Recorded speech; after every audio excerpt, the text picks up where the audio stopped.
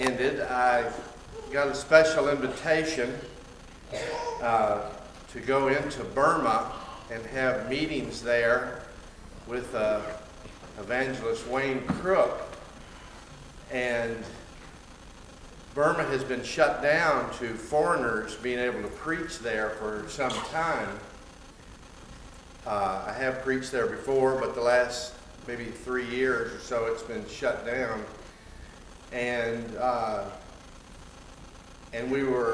But things have been changing a little bit, and maybe it's just a temporary outward show by the government, but it was an open door, at least for this moment.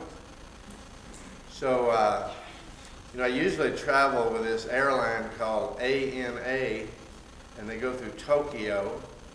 I was so glad I didn't do that this time and didn't have to fly back through Tokyo.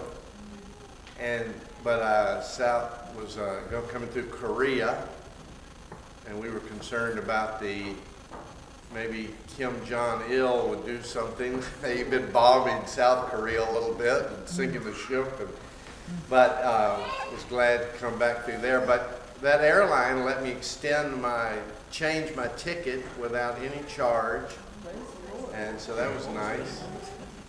But anyway, Wayne Crook, many of y'all know of him from the past and so forth.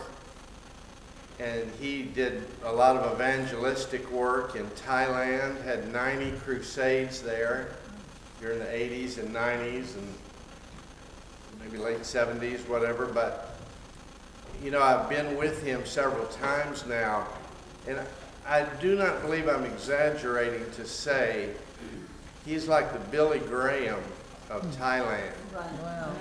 And tens of thousands of people came to Christ through his ministry back then. And I've traveled with him in all over the country. We just walk down the street and people will come up to him and say, I was a 15-year-old boy sitting in the field hearing you preach, and I became a Christian. And we visit Christian people, and the one particular place, the guy didn't know, he knew of Wayne, he just didn't know what he looked like. But he was a pastor of a church, and his assistant came in, and that's Wayne Crook. And so God has put on Wayne's heart to reach into Burma. And Burma has been shut up to the gospel and persecuted and so forth. We got to go into the area, the Irrawaddy, which is where the hurricane or cyclone Nargis hit back about a year and a half or 2 years ago. And if you remember, the Burmese government would not let any relief come in. Boats were all over, just waiting to come in, and trucks on the border, and the government would not let anyone come in and help. And one of the reasons is because that is the area from which people that are in a civil war with the Burmese government come from. So they were happy to see them die. One Burmese general said, if you want to see a Korean person in a couple of years, you'll have to go to a museum, because we're going to kill them all. And 1,080,000 people died during that time. And we got to talk with and meet, people that had lost those. The water was as high as the coconut trees. And it was only now some of these things are coming to light. One testimony was a Christian wife had a Burmese husband, and he was being swept away by the waters and saw a green twig or something. He reached out and grabbed it. It was the top of a coconut tree. And he was hanging on there, and he said, "Oh God of my wife, save me." And the Lord saved him. And so his wife was up north, and she came back just knowing that her husband had been killed, and she was devastated. But he was alive and had become a Christian. So she had but we were able to meet with these people, over 200 of them in one place and over 50 of them in another place, a lot of them pastors, and just some of the, the verses that Nathan was mentioning. One verse says, "There you shall raise up the foundation of many generations." And just the things we take so much for granted in the Bible and church, to them are like great revelations. One guy, some of the churches in that area are preaching, if you have long hair, for men, if you have long hair, you can't be a Christian. And so the pastor was asking me about this doctrine, and one of the ministries the Bible speaks about is an apostle, and I have never claimed to be an apostle, but I've just told the Lord, whatever He needs me to be, I'll be it. I believe God's given me a teaching ministry as my main ministry. He's used me as a pastor, but if He needs evangelist, I'll evangelize. If He needs prophecy, I'll prophesy.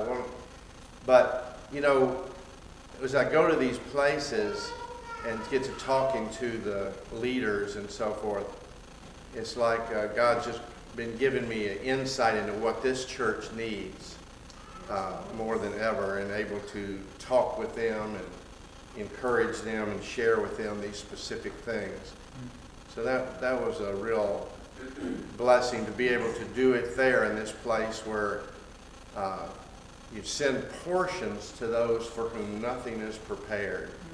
And they've just had nothing, and yet they're filled with joy, they're loving the Lord, they're wanting to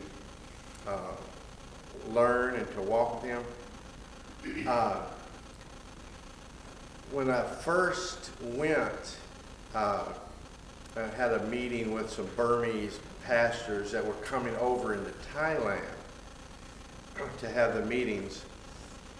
And Wayne was going to join me the second day. And I lost my voice. I mean, it wasn't just hoarse, and I lost it. And Wayne had said, "I'll join you on the second day, but if there's anything I can do for you, just let me know." So I sent him an email. I said, "You can get here on the first day and take the whole meeting, please." And he did, and that seemed to be the good way for us to do it. And then my voice came back and so forth. But and when I went into Burma with Wayne on that last trip, it was really something. I got like 7 or 8 sicknesses at one time, and I was just sitting on the bed, just rocking back and forth in pain, a toothache and an earache going at the same time, both of them throbbing, and all sorts of stomach problems, and my legs so sensitive I couldn't even put a sheet on them. I couldn't lay down and put a sheet on, and I just had to sleep sitting up. And just all of this throat, so I was like swallowing, I'd swallow like hot lava. And it finally became so bad, I said, Satan is really going out of his way to try to stop what God wants me to do. And so I knew it wasn't just the sickness, it wasn't just, it was a real attack. But when I get on the back of the motorcycle to go to the meeting, but when time to get up and stand in the pulpit and preach and teach for 4 or 5 hours, then it would all go away. As soon as I'd get behind the pulpit. I was okay. I wasn't at my best. I wasn't brimming with strength, but I was able to teach and do it. It was hot. It was hot. And there was no air conditioning. And those people sat there listening to teaching with the translator for 4.5 hours a day. Not one person fell asleep. Not one eye got heavy. Not one person was talking to the other person and joking around or anything. They were just rapt attention.